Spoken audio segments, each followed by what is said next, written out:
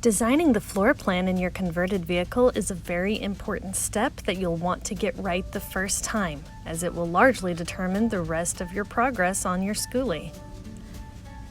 You should be practical in your design layout. Of course, we all want to be creative, but think about the space that you have to work with and how it's going to be much more limited than a traditional home. It will help if you consider your needs assessment and what's most important to you. For example, sleeping comfortably was more important to me than having a nice bathroom, so I conserved more space for comfortable living arrangements. Look for inspiration online. I spent a lot of time on Pinterest and Instagram to get ideas about how to design my floor plan. There are also many blogs and a lot of resources for people converting vehicles into motorhomes. It will help you to make a visual. I used paper and pencil to draw out my floor plan, but some people prefer to use software such as 3D Sketch. Whatever makes it easier for you to visualize your floor plan. Try to keep the layout as simple as possible. You don't want too many complications. Again, practicality is key. Think about how you'll be moving around in the space that you're provided.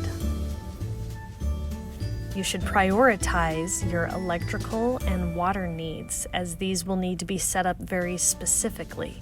You'll want to determine what type of electricity you'll be using and how you'll be obtaining water. You'll also want to space out the water tanks according to weight distribution. Measure everything.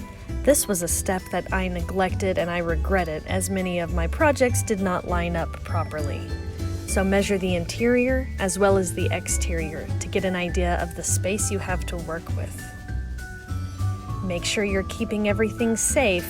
You don't want heavy books above the driver's seat, for example. You cannot store electrical components next to the fuel tanks. Think about safety and how items may shift around whenever you're in motion. There are many dual-purpose furniture items out there, Murphy beds for example. See how many items you can make dual-purpose in order to save space and be creative with your arrangements. Finally, you'll want to utilize as much space as possible.